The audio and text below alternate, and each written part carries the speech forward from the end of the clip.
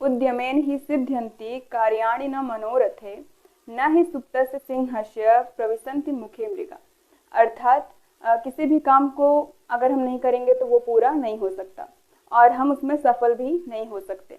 क्योंकि क्या आपने कभी देखा क्या कि कभी सोते हुए शेर के मुंह में हिरन अपने आप आके बैठ जाए कि आप मुझे खा लो? ऐसा नहीं होता। इसलिए जब तक आप काम नहीं करेंगे तो आप सफल नहीं होंगे। तो मैं अनुष्का शुक्ला और आज मैं आपको बताने जा रही हूँ कॉन्टिन्यूटी एंड डिफरेंशिएबिलिटी। तो स्टूडेंट्स हम क्या देखने वाले हैं? कॉन्टिन्यूटी एंड डिफरेंशिएबिलिटी को। तो कॉन्टिन्यूटी को पढ़ने के लिए मैंने आपको बता दिया कि लिमिट पढ़ना पड़ेगा और लिमिट को पढ़ने के लिए आपको फंक्शन आना जरूरी है। तो कॉन्टिन्यूटी हम पढ़ने जा रहे हैं। कॉन्टिन्यूटी, तो कॉन्टिन्यूटी बना किससे? हमारा कॉन्टिन्यूअस से। किससे?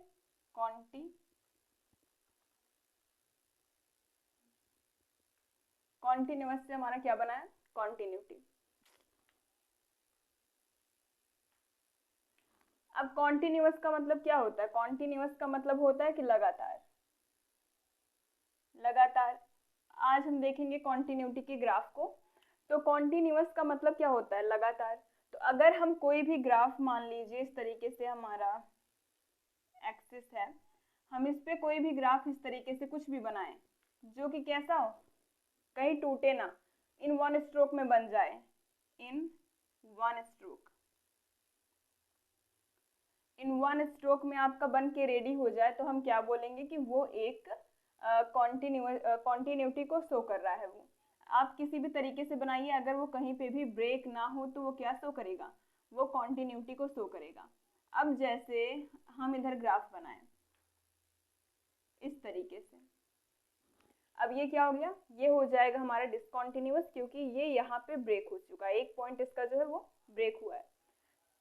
तो ये क्या होगा? ये डिसकॉन्टिन्यूअस होगा, कॉन्टिन्यूटी को शो नहीं करेगा।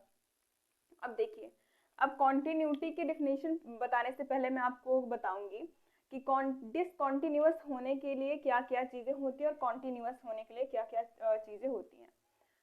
तो उसके लिए अगर हम देखें इसी ग्राफ को, इन वन स्ट्रोक मतलब अगर आप बिना पेन उठाए किसी भी चीज को बना दें तो इन वन स्ट्रोक आपने एक भी बार पेन उठाया नहीं, तो ये किसको शो करेगा? कॉन्टिन्यूटी को। तो देखिए, जैसे मैं यहाँ पे ग्राफ बनाऊं इस तरीके से, मैंने यहाँ पे बना दिया,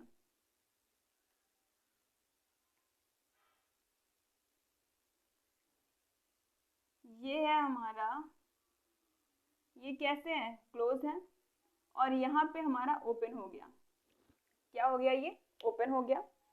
यहाँ पे जो हमारी x की वैल्यू होगी, हम मानते हैं ये x is equals to a है, और यहाँ पे जो x की वैल्यू होगी हम मानते हैं कि ये x is equals to b है।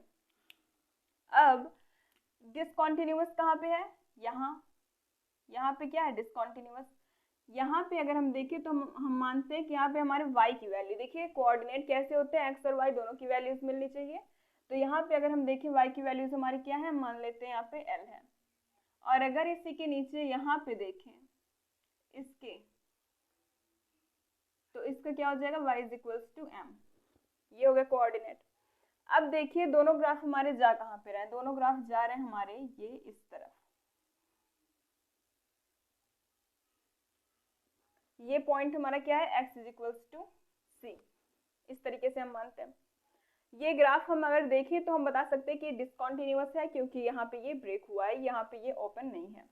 लेकिन अगर हमें इसको प्रूफ करके बताना हो कि किस तरीके से ये डिसकॉन्टिन्यूअस है या फिर कॉन्टिन्यूअस है, तो हम कैसे करेंगे? देखिए, सबसे पहले हम देखेंगे limit x tends to a या फिर x tends to c positive अगर करें। देखिए, limit x tends to c positive, c positive कहाँ जा रहा है? c पॉजिटिव हमारा इधर जाएगा, और c नेगेटिव हमारा किस साइड आएगा? इस साइड आएगा। तो अगर हम c पॉजिटिव को देखें तो c पॉजिटिव हमारा कहाँ जा रहा है? f of x। तो c पॉजिटिव हमारा किस पे टेंड कर रहा है? c पॉजिटिव हमारा टेंड कर रहा है किसकी साइड में? ये ऊपर की साइड में। तो अगर हम इसको क्या पॉइंट माने? m, m नहीं n मानते हैं इसको। क्या पॉइंट अगर हम इसको माने? अगर हम इसको n माने, ये पॉइंट यहाँ पे जो हमारे y की वैल्यू होगी वो क्या हो जाएगी? m। लेकिन ये हमारे x का सॉल्यूशन नहीं है। x का सॉल्यूशन अगर हम माने, x का सॉल्यूशन अगर हम यहाँ कहीं पे मान लें, कि जो पॉइंट होगा हमारा, देखिए ये यहाँ पे तो ओपन है लेकिन यहाँ पे क्या हो जाएगा, क्लोज। तो एक्स का सॉल्यूशन हमारा कहाँ पे आ रहा है, यहाँ पे, जहाँ पे y इज इक्वल्स टू क्या है हमारा, कुछ भी मान लेते हैं हम, क्या ले लें, d ले लेते हैं, d। y का जो सॉल्यूशन है हमारा वो कहाँ पे मिल रहा है, ये d वाले पॉइंट पे x का सॉल्यूशन मिल रहा है। और ये जो पॉइंट है ये n को रिप्रेजेंट कर रहा है, इसका सॉल्यूशन ये नहीं है, लेकिन ये जो पॉइंट y वाला है ये किसका है, n का है। तो c प्लस हमारा जो है वो किधर टेंड कर रहा है हमारा, n की तरफ, तो ये किधर हो गया, n। अब limit x tends to c minus, अब c नेगेटिव इधर से अगर जाए तो हमारा किधर टेंड कर रहा है, ये भी n की तरफ टेंड कर रहा है, ये y is equals to n है, राइट। अगर आप चाहें तो इन दोनों को लिखने की कोई ज़रूरत नहीं है, यहाँ पे l और m की वैल्यू, इसको रहने ही देते हैं। तो यहाँ से अगर हम देखें तो x का सॉल्यूशन है हमारा d, और y, यहाँ पे y की वैल्यू क्या है हमारी, n है। तो ये दोनों किस पे जा रहे हैं, सेम पॉइंट पे जा रहे हैं, दोनों टेंड कर रहे हैं सेम पॉइंट पे। अब अगर हम देखें f ऑफ x की वैल्यू, f ऑफ x की वैल्यू हमारी क्या है यहाँ पे, d है, d। f ऑफ x क्या होता है, अगर आपने फंक्शन अच्छे तरीके से पढ़ा होगा तो f ऑफ x हमारा y को रिप्रेजेंट करता है, तो y इज इक्वल टू क्या हो जाएगा, d। कब, जब हम x की वैल्यू को क्या पुट करें, x, तो f of c is equal to d, क्योंकि x की वैल्यू यहाँ पे क्या है, c है। तो अगर हम f of c is equal to d करें तो यहाँ पे क्या हो जाएगा हमारा, ये d पे आएगा। इन तीनों में क्या हो गया हमारा, कॉन्ट्राडिक्शन, क्या ये दोनों हमारे सेम है लेकिन ये जो फंक्शन की वैल्यू है ये अलग है, तो इस वजह से ये क्या हो जाएगा, डिसकंटिन्यूअस। डिसकंटिन्यूअस, देखिए ये दोनों तो सेम पॉइंट पे क्या कर रहे हैं, टेंड कर रहे हैं, लेकिन ये जो x की वैल्यू है ये सेम पॉइंट पे टेंड ना करके y is equal to d पे टेंड कर रही है। तो क्या हो जाएगा, ये दोनों तो इक्वल हो जाएंगे आपस में, लेकिन ये नॉट इक्वल होगा, इस वजह से ये डिसकंटिन्यूअस। तो अभी हम इसके और भी एग्जांपल्स को देखेंगे, पहले आप इसको नोट डाउन करिए।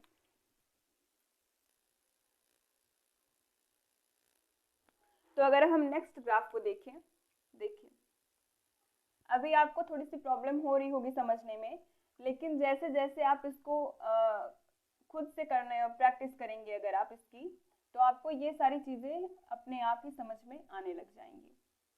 तो जैसे अभी मैं एक दूसरा ग्राफ बनाने जा रही हूँ, एक समझ लीजिए इधर गया और दूसरा समझ लीजिए इस तरीके से, राइट। यहाँ पे ये डॉट है, ये भी डॉट है, यहाँ पे देखिए ये दोनों सेम पोजीशन पे होंगे, लेकिन यहाँ पे फंक्शन की वैल्यू नहीं होकर के ये वाले फंक्शन की वैल्यू हमारी ली जाएगी, और ये क्या है, ये यहाँ पे डॉट है।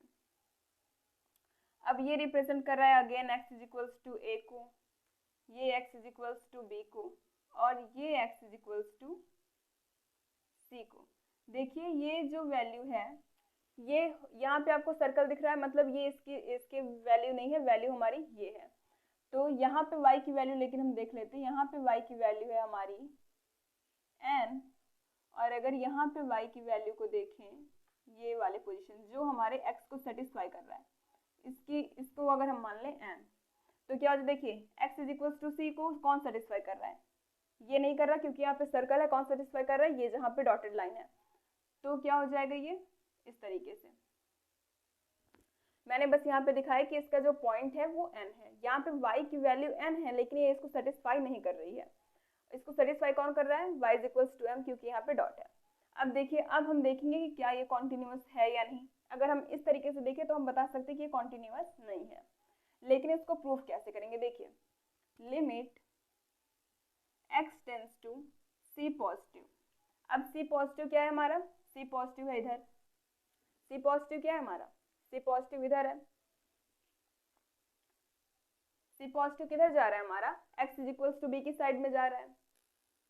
तो वैल्यू हमारी क्या हो जाएगी, वैल्यू होगी हमारी f ऑफ x की, f ऑफ x की वैल्यू क्या हो जाएगी, c पॉजिटिव की तरफ आ रहा है, मतलब इधर की तरफ, तो इधर का जो ग्राफ है हमारा वो किधर जा रहा है, n की तरफ टेंड हो रहा है, इस तरीके से किधर जा रहा है, n की तरफ हमारा ग्राफ टेंड हो रहा है। तो ये क्या हो जाएगा, ये किसको शो करेगा, n को, राइट। एक चीज ये हो गई। अब दूसरा अगर हम देखें, limit x tends to c negative f of x, x tends to c negative, c negative कौन सा होगा हमारा, जो c के इस साइड में आएगा। तो यहाँ पे जो y की वैल्यू होगी, देखिए f ऑफ x हम क्या लिखेंगे y की वैल्यू को, तो ये किधर टेंड कर रहा है, यहाँ पे, जहाँ पे y की वैल्यू क्या है हमारी m है। तो यहाँ से जो कंप्लीट लिमिट हमारी निकलती है, कंप्लीट लिमिट अगर हम देखें, limit x tends to c f of x, c positive या फिर c नेगेटिव, ये हमारी एग्जिस्ट ही नहीं करेगी। क्या नहीं करेगी, नॉट एग्जिस्ट नहीं करेगी हमारी, क्योंकि इसकी वैल्यू जो है वो n आ गई, इसकी वैल्यू m आ गई, तो ये हमारी एग्जिस्ट नहीं करेगी। और अगर आपकी लिमिट ही एग्जिस्ट नहीं कर रही है तो कॉन्टिन्यूटी तो होनी ही नहीं है, कॉन्टिन्यूअस तो होगा ही नहीं अगर आपकी कंप्लीट लिमिट एग्जिस्ट नहीं कर रही है। पहले वाले केस में हमने क्या देखा था, जो अभी इसके पहले देखा, उसमें हमारा कंप्लीट लिमिट मतलब हमारी दोनों की वैल्यू सेम आ रही थी, जो भी आ रही थी एन एम करके जो भी आ रही थी, उसमें दोनों वैल्यूज हमारी सेम आ रही थी। तो जब वैल्यूज दोनों सेम आई तो हमारी जो कंप्लीट लिमिट थी वो क्या कर गई थी, एग्जिस्ट। लेकिन यहाँ पे कंप्लीट लिमिट हमारी एग्जिस्ट नहीं कर रही, क्योंकि ये इसके इक्वल नहीं है। हमने उसमें क्या देखा था कि हमारा लेफ्ट हैंड लिमिट इक्वल था राइट हैंड लिमिट के, लेकिन यहाँ पे जब left hand limit right hand limit के इक्वल है ही नहीं, तो ये जो फंक्शन है हमारा ये कॉन्टिन्यूअस नहीं होगा, राइट। तो ये फंक्शन हमारा कॉन्टिन्यूअस नहीं होगा। ये दूसरा हो गया किसके लिए, डिसकॉन्टिन्यूटी के लिए। पहला हमने पढ़ा जब हमारा क्या हो, लिमिट एग्जिस्ट करे लेकिन फंक्शन ही कॉन्टिन्यूअस ना हो उस पॉइंट पे, मतलब उसका जो फंक्शन होगा वो इस पॉइंट पे कॉन्टिन्यूअस ना हो, तो क्या हो जाएगा, डिसकॉन्टिन्यूअस। और दूसरी कंडीशन क्या थी, हमारी सेकंड कंडीशन है कौन सी, जब हमारी लिमिट ही, टोटल लिमिट जो कंप्लीट लिमिट है वो ही हमारी एग्जिस्ट ना करे, और तो कॉन्टिन्यूटी की कोई बात ही नहीं होगी, वहाँ पे ये जो फंक्शन होगा वो ऑब्वियसली डिसकॉन्टिन्यूअस हो जाएगा। अब हम देखेंगे कॉन्टिन्यूटी कहते किसको, उसकी प्रॉपर डेफिनेशन अब आपकी समझ में अच्छे से आएगी। अब देखिए, अब हम जैसे एक ग्राफ लें,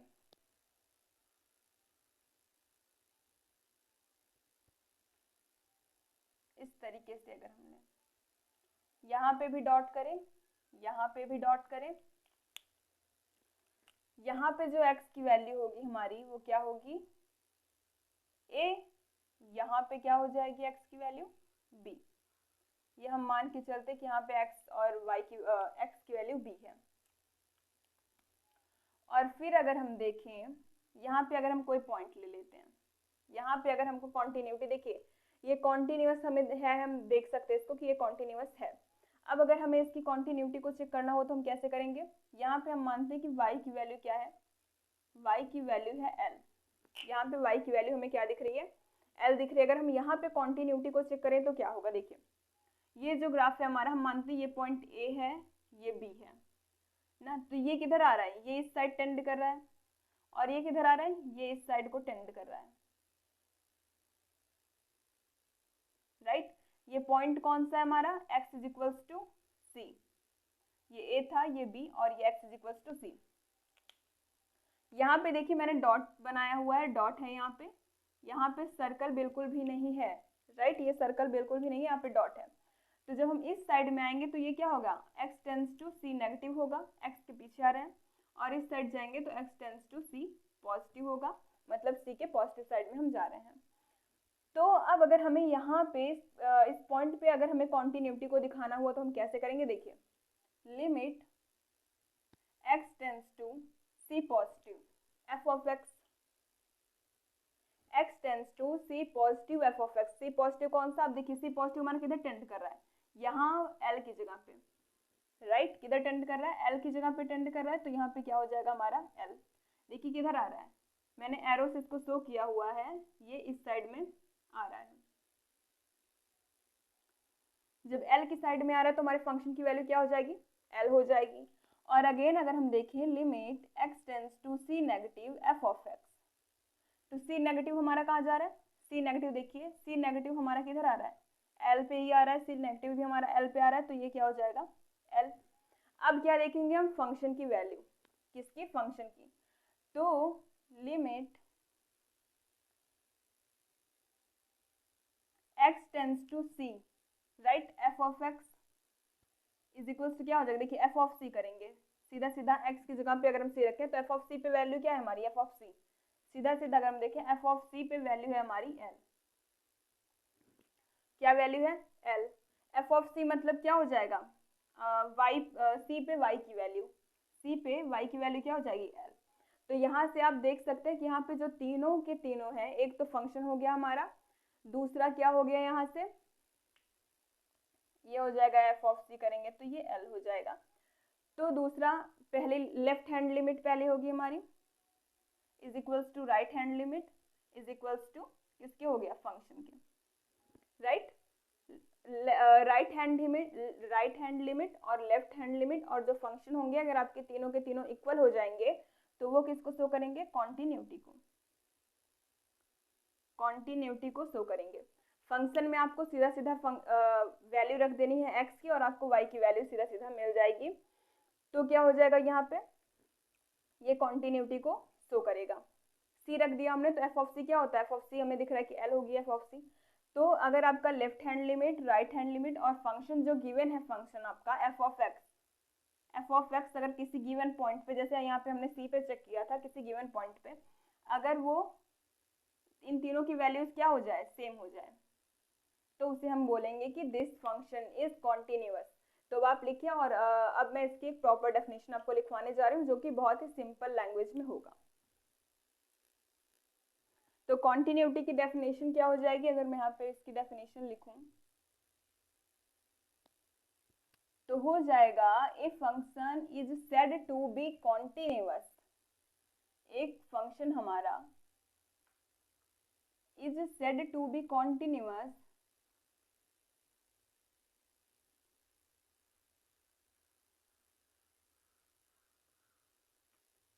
if and only if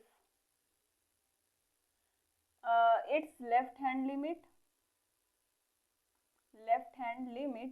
equal to right hand limit equal to given function f of x। क्या, अगर उसकी लेफ्ट हैंड लिमिट और राइट हैंड लिमिट और गिवन फंक्शन जो होगा उस पॉइंट पे, उस पार्टिकुलर पॉइंट पे अगर वो तीनों के तीनों इक्वल हो जाते हैं तो हमारा जो फंक्शन होगा कैसा हो जाएगा, कॉन्टिन्यूअस हो जाएगा। इसके लिए मैं आपको एक एग्जांपल लेके समझाती हूँ। तो देखिए अगर हमारे पास ये क्वेश्चन गिवन है at X is equals to 1 so that 2x plus 3 is continuous. देखिए अगर आपको सीधा सीधा x इज इक्वल्स टू 1 दिया है तो आपको क्या चेकआउट करना है, आपको सीधा पहले कंप्लीट लिमिट चेकआउट करनी है, कंप्लीट लिमिट। अगर आपको इस तरीके से दिया जाए कि x की वैल्यू इज ग्रेटर और इक्वल्स टू 1 और x इज लेस और इक्वल्स टू 1 और दूसरी कंडीशन में x इज ग्रेटर टू 1 और इधर आपको कुछ x square plus 1 3x minus 2 something करके अगर ऐसे कुछ दिया हुआ हो तो इसमें क्या करेंगे, हम पहले left hand limit, right hand limit और गिवन फंक्शन पे वैल्यू को निकालेंगे।